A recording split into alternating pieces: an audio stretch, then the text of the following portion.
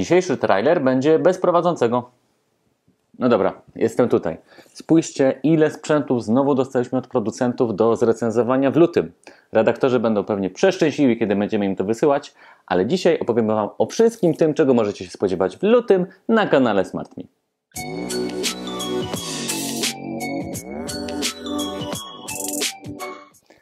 Musiałem zmienić miejsce siedzenia, żeby pokazać Wam wszystkie te rzeczy, które mam na stoliku. Zacznijmy od tych, które są bliżej. Tutaj mam Xiaomi Mi Air Purifier 3C, czyli najnowszy oczyszczacz powietrza Xiaomi, który pokazali w 2020 roku. Zobaczymy, czy to jest następca 2H, czy 3H, czy 2S-a. Za chwilę zresztą zrobimy unboxing, pokażę Wam jego nową konstrukcję, bo się sporo pozmieniało. Tutaj mam ręczny odkurzacz pionowy Puron PU20. To jest pierwszy odkurzacz od marki, który dostaliśmy na testy, więc też będzie ciekawie. Co mamy dalej? Tutaj mamy specyficzny, nietypowy smart zamek. Dotychczas testowaliśmy TED, więc taki, że tak powiem, zamek dla domu. Ten bardziej mi pasuje do hotelu, pensjonatu albo czegoś takiego. No nie wiem, czy chcemy mieć tego typu pin wystający nam z drzwi na zewnątrz, ale i tak rozpakujemy, zobaczymy, co się znajduje w środku. Znowu mamy IWA. Tym razem mamy IF-Room, czyli czujnik jakości powietrza. Zresztą recenzja już znajdzie się na portalu SmartMe. Dalej mamy dzwonek do drzwi, smart dzwonek do drzwi od Xiaomi, druga generacja. Miałem okazję testować pierwszą, która była cała biała i wyglądała kompletnie inaczej. Ten wygląda lepiej, a czy sprawdzi się, to zobaczymy w recenzji. Zaraz będzie unboxing. Dalej mamy irygator Oakley. Oakley robi świetne szczoteczki soniczne.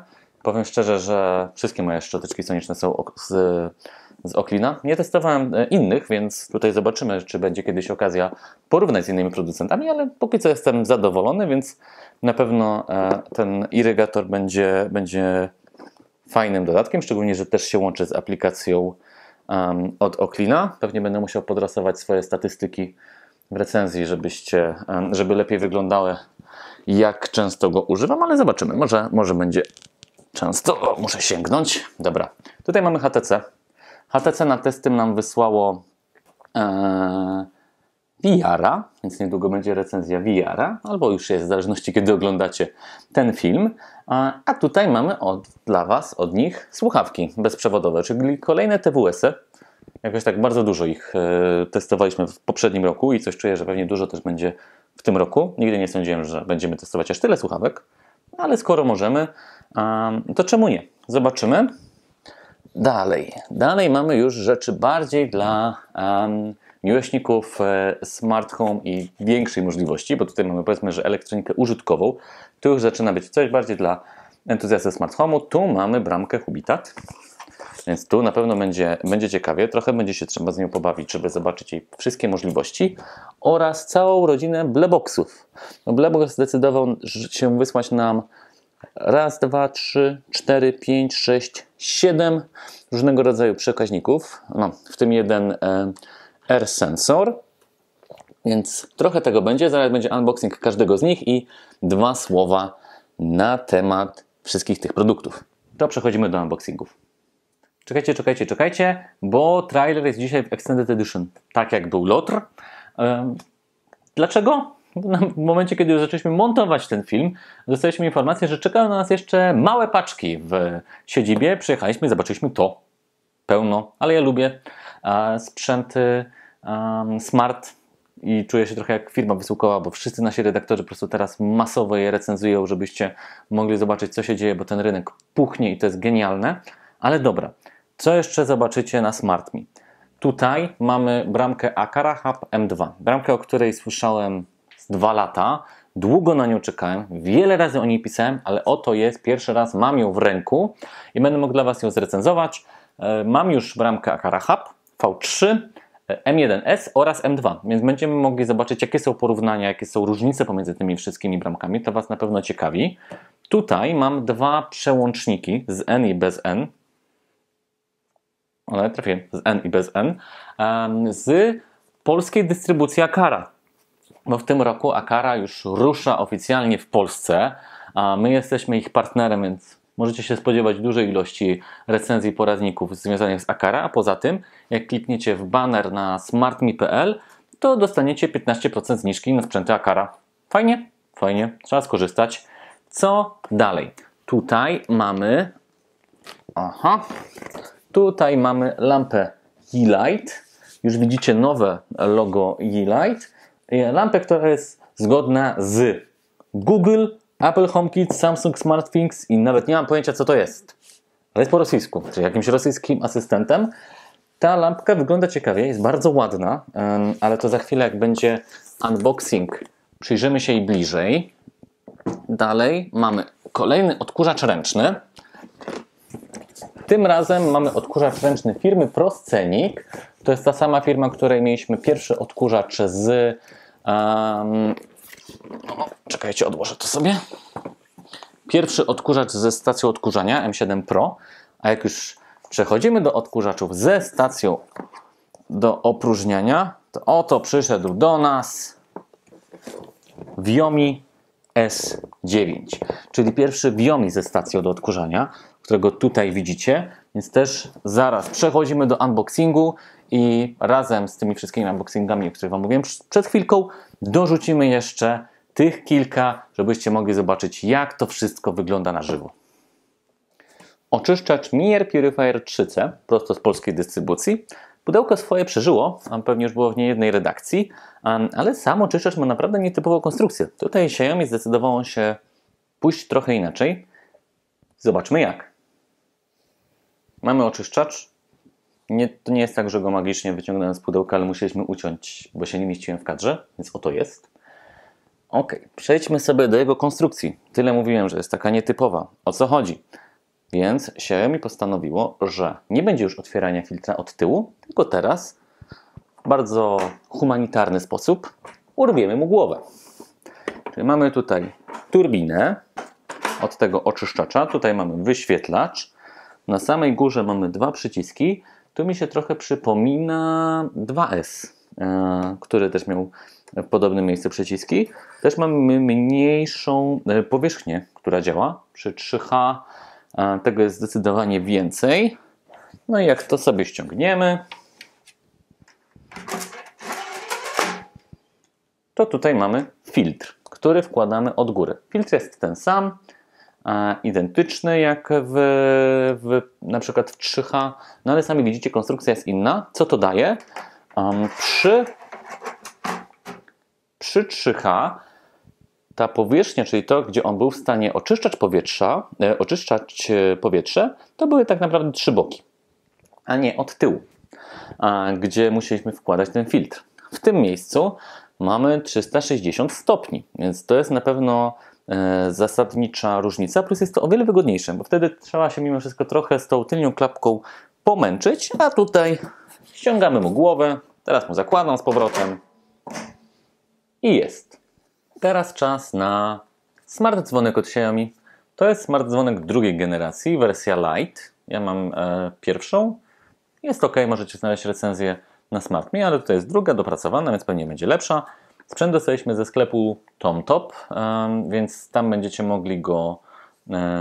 mogli go kupić, bo w oficjalnej dystrybucji tych dzwonków, z tego co wiem, to nie ma. Zresztą widzicie, tu są wszędzie znaki chińskie. Dobra, otwieramy i patrzymy, jak wygląda.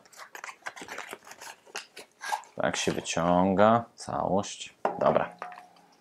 Okay, tutaj mamy instrukcję po chińsku.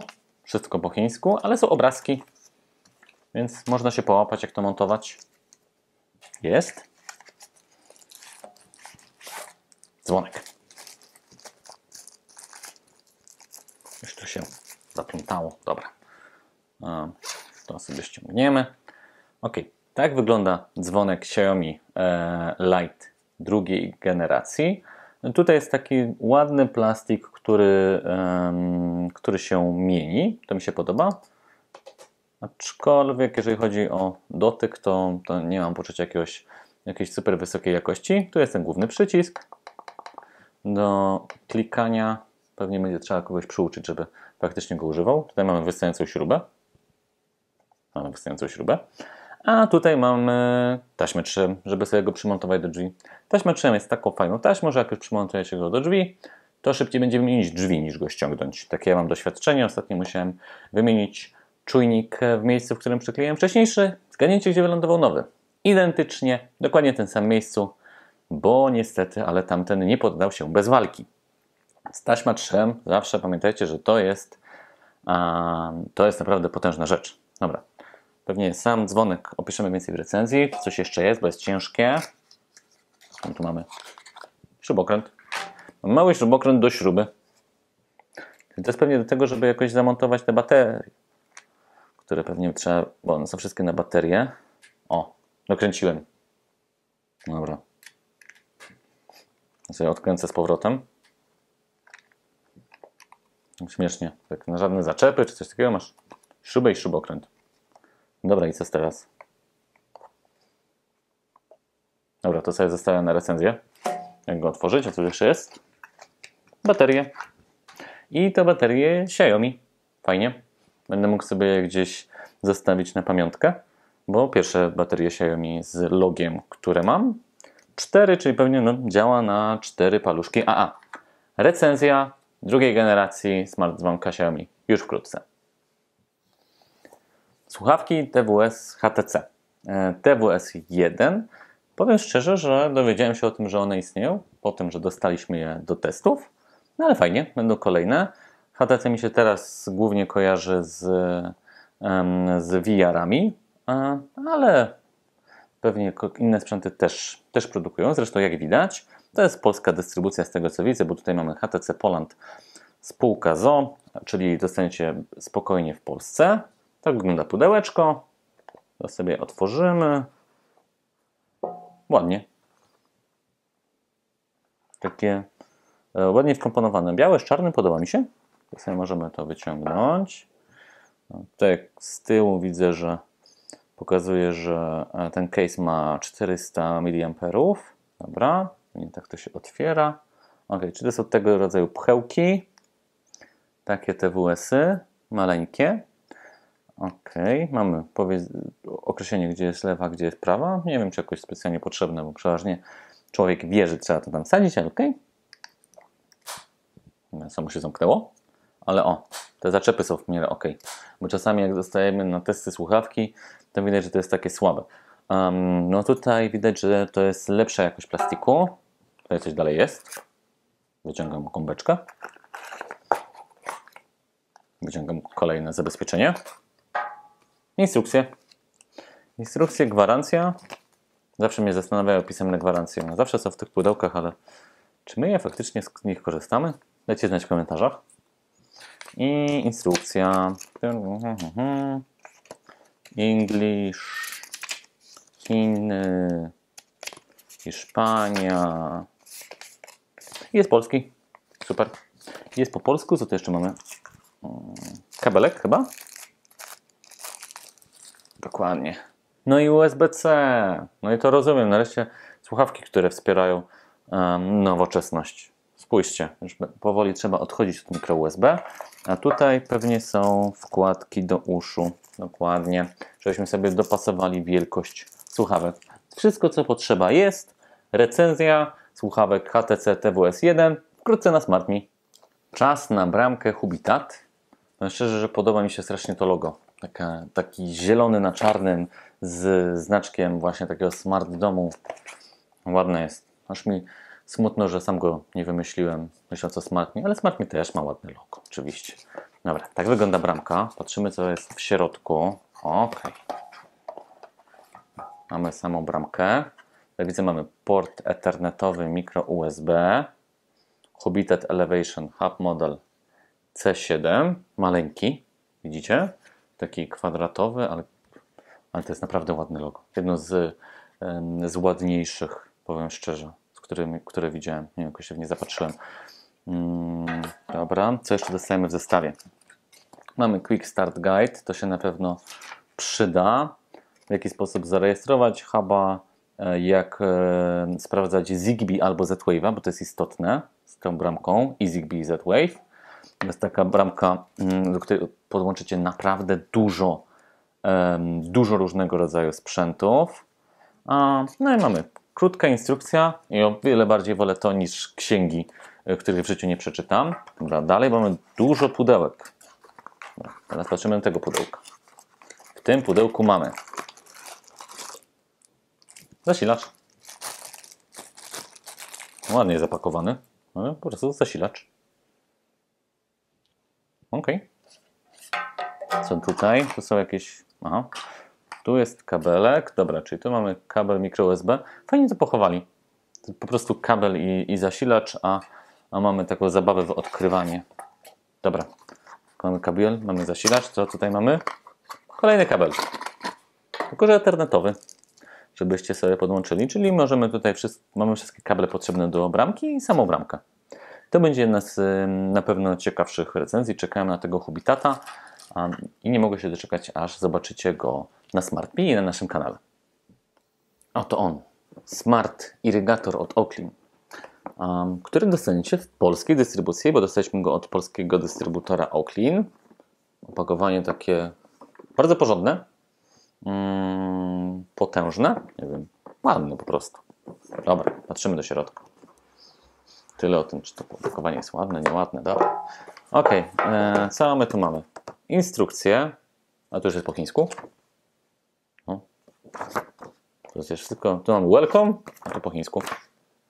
Są jakieś angielskie słowa, a nie, jest też po angielsku. Dobra, po prostu pomiędzy chińskimi znakami mamy po angielsku. Dobra. Dalej mamy potężną instrukcję. Spójrzcie na to. Tu jest po chińsku, a tu jest po angielsku. Tak, tu jest user manual po angielsku. I po koreańsku? Chyba tak. Dobra. Tak wygląda środek, tak aż wręcz medycznie bym powiedział. Tu jest sam irygator. Dobra. Nie się jakoś tak otwiera. Opakowanie, nie wiem, czy to jest na podróż, chyba tak, nie? Jakbyście chcieli go sobie wziąć ze sobą. Coś tu lata. Co tu lata? O, to lata. Dobra, pewnie przy recenzji będę wiedział, czemu to lata. Tak wygląda sam irygator. Tutaj mamy, widzę, przycisk Power, 3 pewnie poziomy mocy, a tutaj mamy dwie sterylnie zapakowane końcówki, żeby sobie przemywać wodą zęby. Tutaj mamy ładowarkę, a też jakaś specyficzna. Spójrzcie. Taka jest. Gdzie to się ładuje? Może tu gdzie tak? Nie. Nie. Tu. O, bo to jest magnetyczna. Lubię magnetyczne. Wygląda w miarę ok. Co tu się jeszcze ukrywa? Pod drugą tą. A, tu się już nic nie ukrywa. Dziurka. Dobra. No to jest jakieś jeszcze zabezpieczenie. A, bo to jest na tą końcówkę. Tutaj możecie sobie wsadzić końcówkę. Dobra. To jeszcze otwórzmy i zaprezentujmy Wam, jak to wygląda w całości.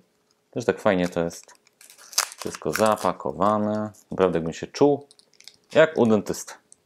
Jakoś obiektnie nie przepadam, ale to wygląda nawet jakoś super sterylnie. Dobra, to pewnie tak jakoś się wkłada.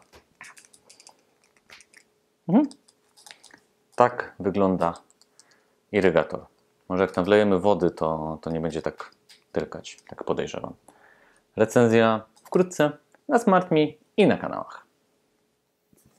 Czujnik jakości powietrza od Eve. Kolejny sprzęt Eve. Dostaliśmy ich bardzo dużo i się cieszymy, bo lubimy rzeczy związane z HomeKit. Możecie zobaczyć na poprzednim trailerze albo policzyć, ile razy powiedziałem słowo HomeKit. Osoba, która policzy, nic nie wygra, bo nie mamy co Wam dać. Ale może będzie jakiś konkurs w przyszłości. Będzie mistrzem HomeKita tych komentarzy. Dobra. Otwórzmy sobie, jak wygląda ten czujnik jakości powietrza. Szczególnie jak za oknem, tutaj na przykład ja mam takiego sąsiada, który średnio co 2 dni wybiera papieża, to taki czujnik jakości powietrza się przyda, żeby wiedzieć, czy akurat wybrał, czy nie. i czy warto wychodzić, czy nie.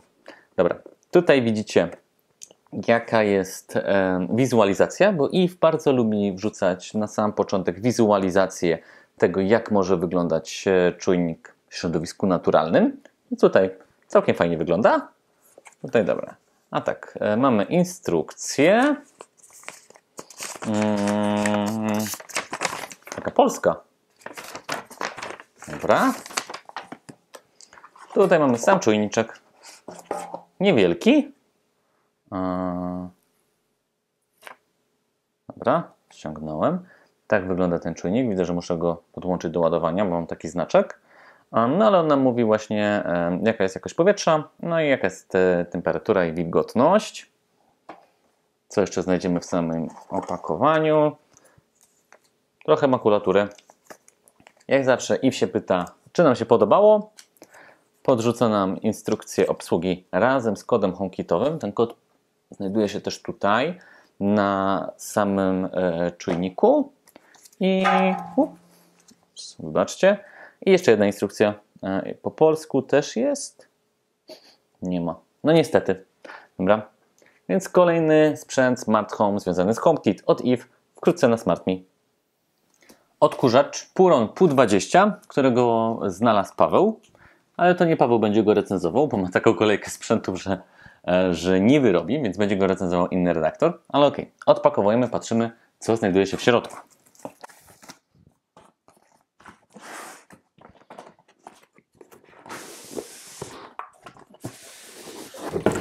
Ależ teraz siłę pokazałem. Coś tam spadło, mam nadzieję, że nic ważnego. Tak wygląda odkurzacz. Opakowanie w porządku. Tak jak możemy się spodziewać przy odkurzaczach pionowych. Aha, ma tak. Dobra. O matko, ile części. Dużo tego. To weźmiemy i tak. Mamy instrukcję całkowicie po polsku. No to jest gigantyczna zaleta. Oficjalnym dystrybutorem jest firma Polor. To od niej dostaliśmy ten sprzęt. Dziękujemy. Dobra, mamy wszystko, co potrzeba w instrukcji. A teraz co znajdujemy w samym tym? Tu widzę, że jest pistolet. One zawsze są takie potężne.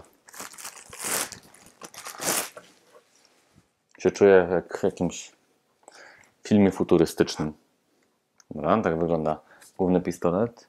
Do niego mamy rurę.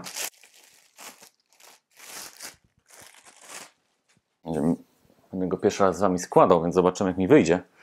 No ale od razu będzie test tego, czy jest intuicyjny. Ok, teraz już mamy snajperkę. Fajnie to wygląda. Dobra, tutaj mamy... Ok. Końcóweczka. Ktokolwiek ma odkurzacz, czyli chyba wszyscy, wiedzą, do czego służy.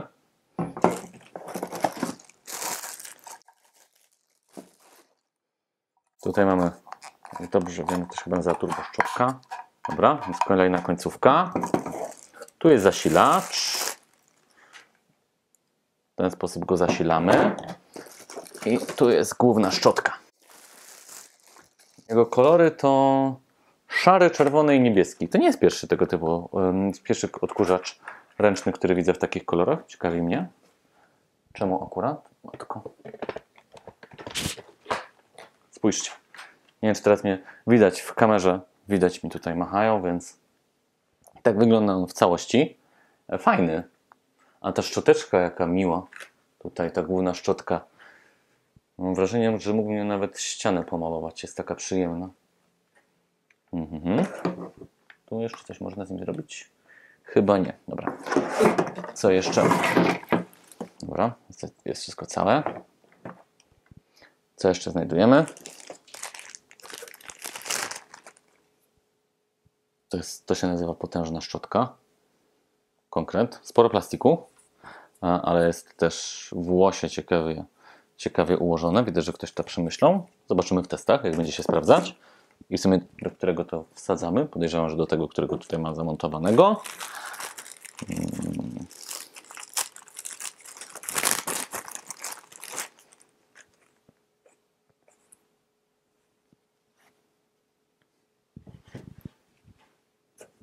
Ja potrzebuję instrukcji, żeby zgadnąć, co to jest. Kamera wie? Kamera też nie wie. Dobra, ale pewnie będzie w instrukcji. Tutaj mamy szczotkę do czyszczenia. Tu jeszcze kolejna turboszczotka. Tak, to jest turboszczotka. Dużo tego. No powiem szczerze, że ten Puron PU20 tu jeszcze coś jest. Ile oni tego poukrywali. A, tu jest uchwyt. Żebyście mogli go sobie powiesić na ścianie. Możecie zarówno za pomocą kołków, nie lubię, jak i taśmy 3M, bardzo lubię, żeby móc go sobie powiesić. Tutaj nawet widzę, że jest miejsce, gdzie recenzja wkrótce pewnie będzie ciekawie, bo tych dodatków jest naprawdę sporo. Oto rodzina Bleboxów, czyli wszystkie urządzenia Blebox, które dostaliśmy od firmy do testów. Jest ich aż 7. Ciekawi mnie, jak wyglądają, więc odpakujmy każde z nich i zobaczmy, co tu jest. Dobra, zaczynamy od air sensora, czyli mamy tutaj czujnik jakości powietrza, który możemy wystawić również na zewnątrz, tylko musimy osłaniać takie rzeczy od deszczu. Tak wygląda sam czujnik, tak jak widzicie. Jest całkiem spory, możemy go zarówno chyba postawić tak, jak w ten sposób. Dobra, tutaj mamy czujnik jakości powietrza. Teraz sobie odkrywamy kolejne rzeczy.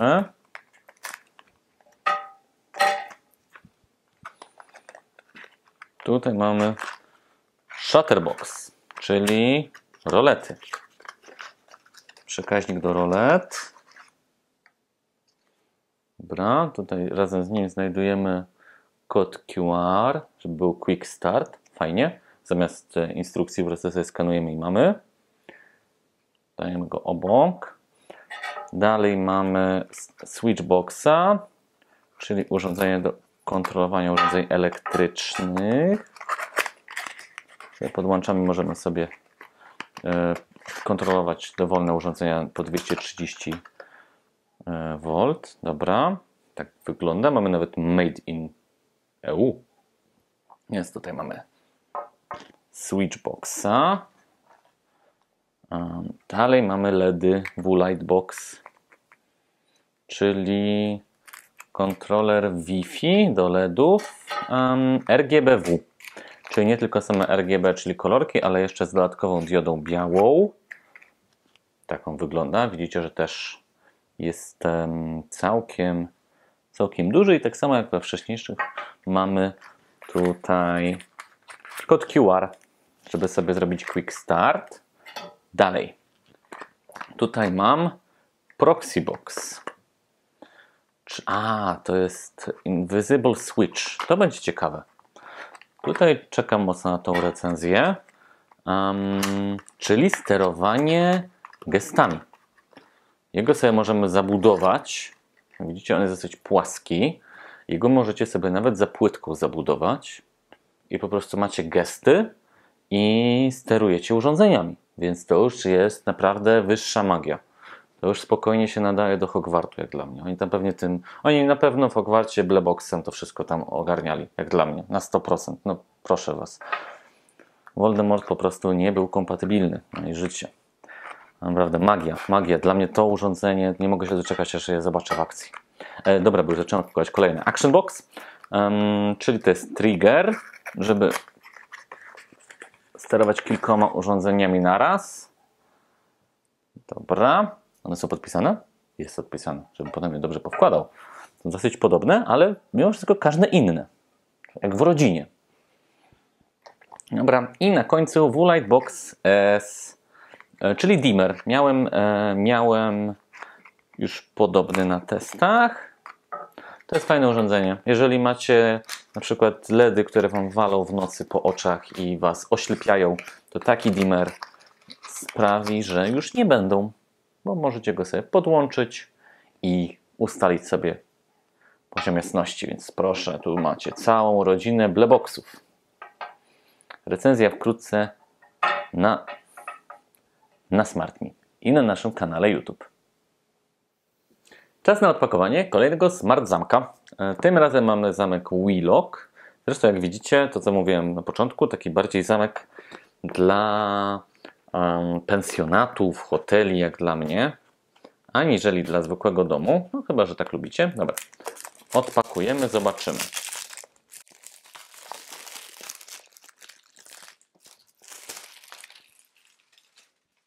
Mam nadzieję, że to wyciszyliśmy. Było głośno. Dobra. Wyciągam. Dobra. Wszystko jest zaplanowane. Ok. Tutaj mamy zamek. Ale z tego co widzę, on jest tylko do jednego rodzaju wkładki. Mam nadzieję, że to jest ta, którą mamy u nas. Bo jak nie, to może być problem. Tu widzę, że potrzeba imbusa, żeby go ściągnąć i zamontować. Z tej strony pewnie też. Zobaczę, może jednak są jeszcze jakieś dodatkowe elementy. To jest jakieś czarne, magiczne pudełeczko. W czarnym, magicznym pudełeczku mamy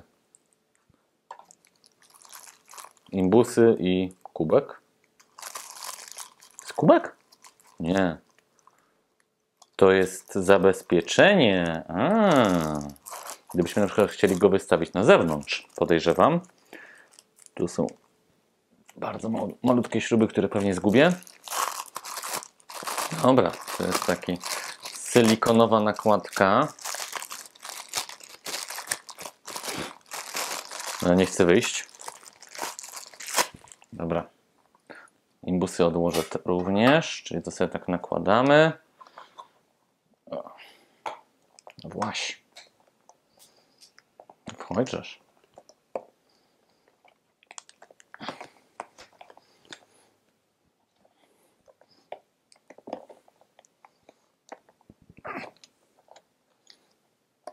Dobra. Chyba mi się trochę podwinęła. Dobra. W każdym razie ją nakładamy właśnie na zamek, żeby zabezpieczyć go przed wilgocią. Więc fajnie, że coś takiego dorzucili. A tutaj mamy jeszcze kartę NFC. A no dokładnie, czyli ten zamek ma zarówno odblokowywanie kodem, jak i takimi małymi kartami NFC. Czyli naprawdę fajne rozwiązanie, jeżeli chcecie mieć wynajmowanie, na przykład chcecie wynajmować mieszkanie albo pokój, nie chcecie mieć styczności z osobami, które wynajmują, a w dzisiejszych czasach koronawirusowych no to jest zrozumiałe, no to możecie sobie kupić taki zamek, który będzie działał zdalnie. A jego recenzja już wkrótce na SmartMe. Zaczynamy od Aqara M2. Na tą bramkę czekałem dłużej niż na mojego iPhone'a. Na niego czekałem zdecydowanie zbyt długo. Najnowsza bramka Aqary, Hub M2, zaprezentowana bardzo dawno temu. Miała się pojawić lada chwila. Chwila była trochę dłuższa, ale jest. Mam ją tutaj dla Was. Nie wiem, czy jestem pierwszy w Polsce, ale na pewno jestem pierwszy w tej części Mysłowic. A to już coś. Więc rozpakujmy ją i zobaczmy, co znajduje się w środku. Widzicie, że to nie jest ściema. Tutaj jest specjalna folia. Dobra. Tutaj mamy zdjęcie bramki. Info, że współpracuje z Apple HomeKit. Tutaj mamy trochę informacji o tym, że to jest bramka z Zigbee. No, takie typowe rzeczy na opakowaniu i piękna wizualizacja, gdzie musicie znaleźć bramkę. No, ale tu jest, jak coś. Dobra, rozpakowuję ją. Tu nie? Tu? Nie tu? Tu? Albo tu. Ok. Dobra, znalazłem. Od razu mamy znowu kod HomeKit. Wow, patrzcie. Coraz bardziej nam się odkrywa. Mamy instrukcję. Trzeba budować napięcie. Mamy instrukcję. Znowu mamy kod HomeKit. Wszędzie jest kod HomeKit. Mamy w wielu różnych językach. Wielu różnych oczywiście bez polskiego. I jest bramka. Ile ja ją widziałem na wizualizacjach, to nie jesteście w stanie uwierzyć. Plus ona ma nawet specjalną taką taśmę ochronną. No proszę.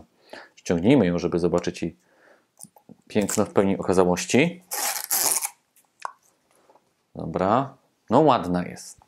Trzeba jej przyznać, że jest ładna. Tutaj też macie kod HomeKit. Gdybyście zgubili kod HomeKit stąd i stąd, to jeszcze jest tu. Więc tutaj też macie kod HomeKit. Mamy gniazdo ethernetowe. Serio? Mikro USB. Spodziewałem się USB-C, jak tyle na nią czekałem, no ale dobra. I samo USB. Nie mam pojęcia na co, ale do czegoś będzie służyło. Więc tak wygląda sama bramka. W środku znajdziemy jeszcze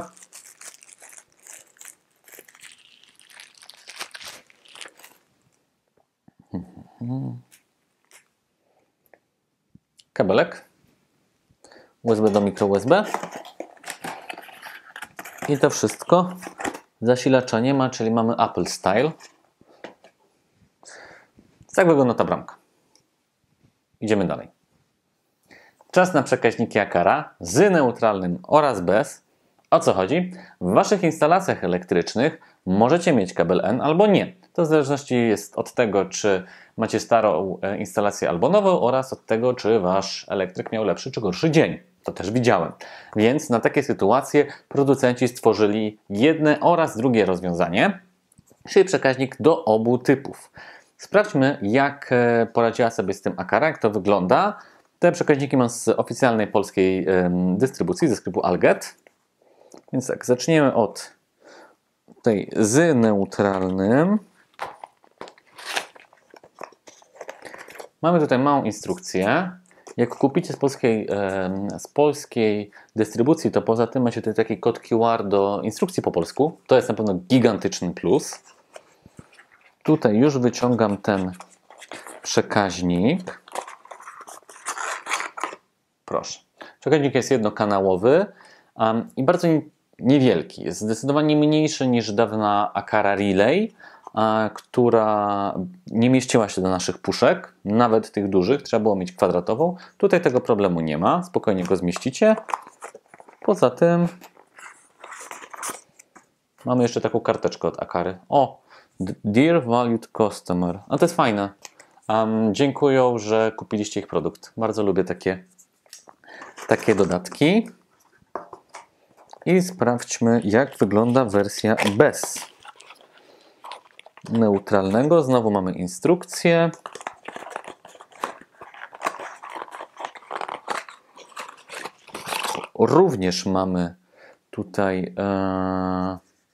Również tutaj mamy przekaźnik i on jest inny. Dobra. Tutaj też mamy pewnie to pociągowanie. Widzicie? Nawet mają konstrukcję trochę inną. No tutaj mamy centralnie wejście na N. Tutaj nie. Czekajcie, czy one są identyczne? Czy troszkę się różnią? Chyba jednak obudowa jest ta sama, ale widać inną różnicę. Widać różnicę w wejściach zdecydowanie, więc mamy jeden, jak i drugi przekaźnik. Nowa lampa biurkowa Yeelight wygląda na samej wizualizacji ciekawie, profesjonalnie. Bardzo mnie zainteresował ten czwarty asystent, którego kompletnie nie znam i pierwszy raz go widzę. Ale no mamy wielką trójkę, aczkolwiek w sumie tutaj powinna być Alexa, mamy Samsung SmartThings, ale jest trzech asystentów, więc otwieramy i patrzymy, co znajduje się w środku.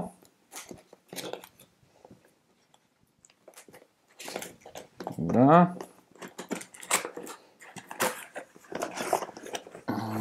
Ok. Czekajcie, tak to dam, żeby to było lepiej widać. No, tutaj mamy instrukcję, a taka trochę jak instrukcja przeciwpożarowa się kojarzy. Taka, jaka jest instalacja. Nie, to jest po prostu instrukcja, tylko taka bardzo mocno widoczna. Tutaj mamy samą lampę. Pozbywamy się papieru. Tu i tu. I tu. Dobra.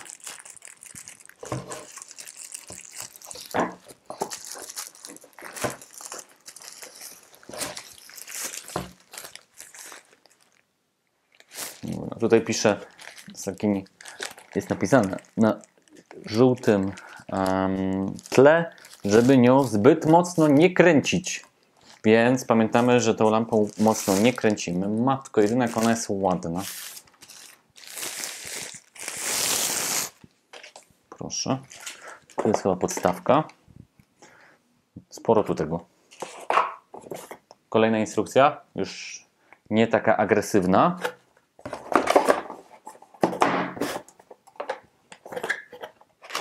Matko, ale to jest ciężkie. Jezu.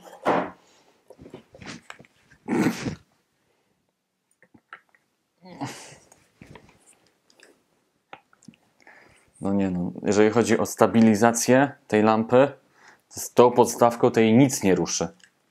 Nie ma najmniejszych szans.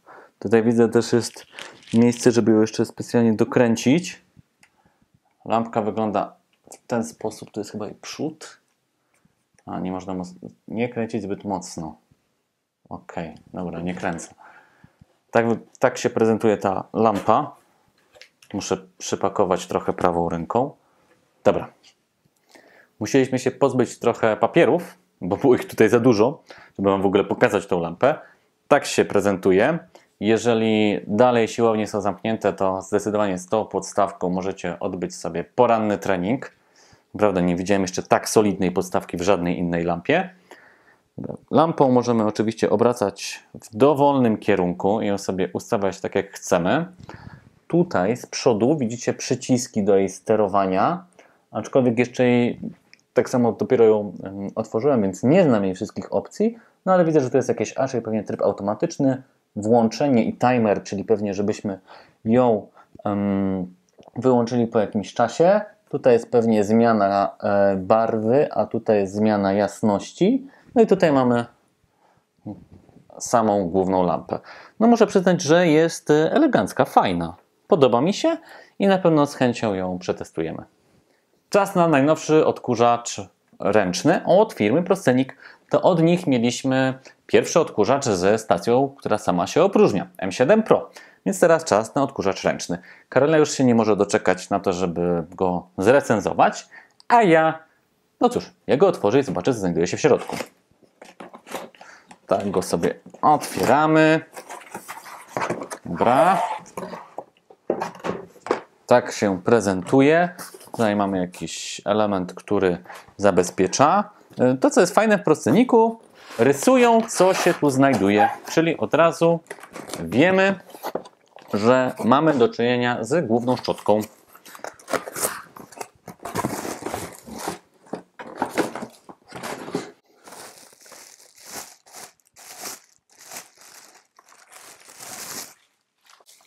Tak się prezentuje główna szczotka Proscenika. No, taka wydaje się być porządna. Tutaj mamy i do odkurzania, i do mopowania. Tu coś jeszcze jest. Mamy zapasową szmatkę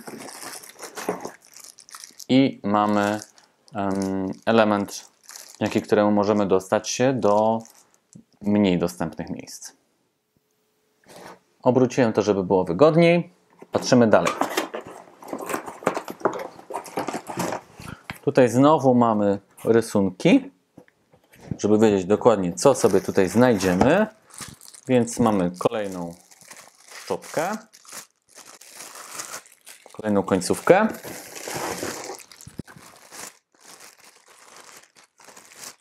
Turbo szczotka.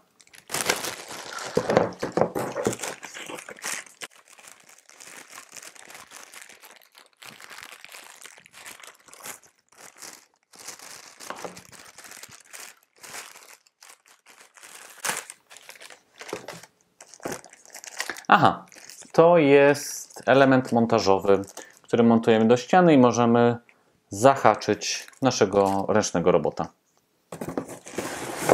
I jeszcze jest zasilacz. Lecimy dalej. Tutaj mamy instrukcję obsługi i coś jeszcze.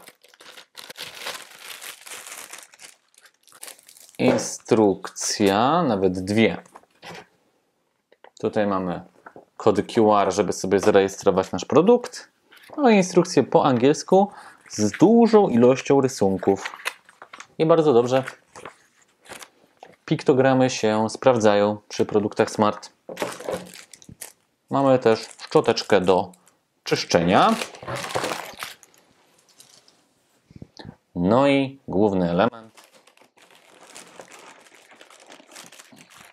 Pistolet.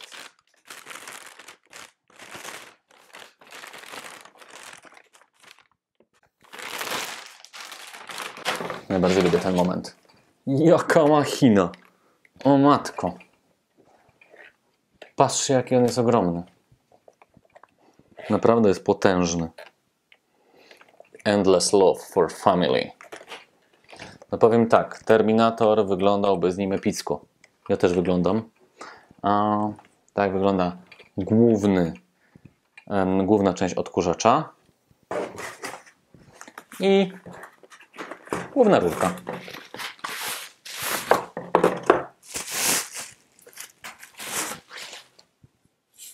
To może go jeszcze teraz złożymy. Tak wygląda już złożony robot. Ja spróbuję nim tak manewrować, żeby nie wyjść z kadru, bo jest to naprawdę potężna machina. Co, odpalamy go.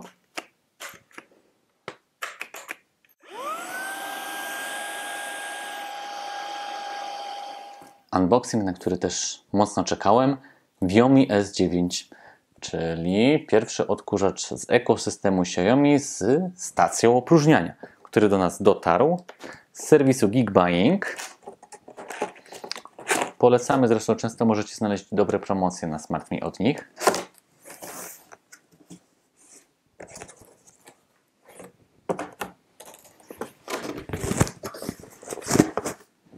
Duży. Tu jest instrukcja w języku angielskim. Pokażę Wam to już odpakowane, bo tu jest naprawdę sporej wielkości robot.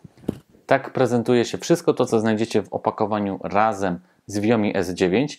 Viomi S9 to jest najbardziej topowy odkurzacz Viomi. Tak wygląda główny odkurzacz. Z niego wyciągnę elementy zabezpieczające. Tu jest cała konstrukcja do mopowania. To już jest nowa konstrukcja. Tu już nie mamy do czynienia tak jak z wcześniejszymi robotami. Na przykład ja mam S6, które po prostu przecierały. Proszę. Nie ma możliwości podniesienia klapy, bo jest ta stacja, którą zaraz Wam pokażę. Mamy tak naprawdę dwa przyciski i tyle. Z tej strony tutaj nie ma jakiejś wielkiej rewolucji. Mamy dalej szczotkę boczną, szczotkę główną i tyle. Ja jeszcze pokażę Wam. To jest szmatka do mopowania.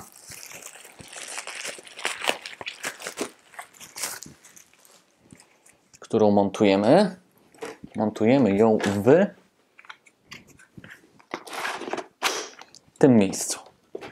Tak wygląda już gotowy S9 do pracy. W zestawie dostajemy jeszcze dodatkową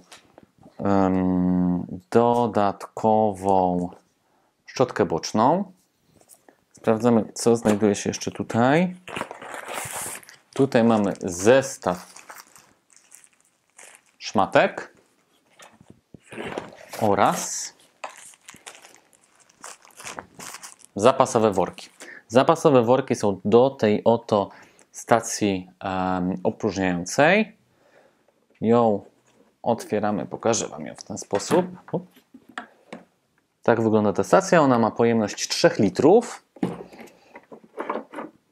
Tak wyglądają te worki, do których odkurzacz zrzuca za nieczystości oraz mamy taki typowy nożyk do czyszczenia odkurzacza.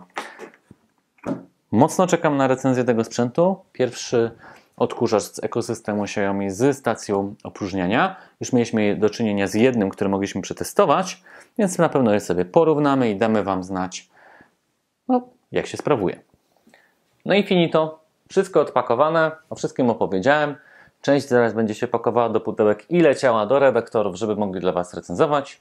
Część zaraz odpalę i będę się po prostu nią bawił. No a ja mam nadzieję, że ten trailer na luty Wam się podobał.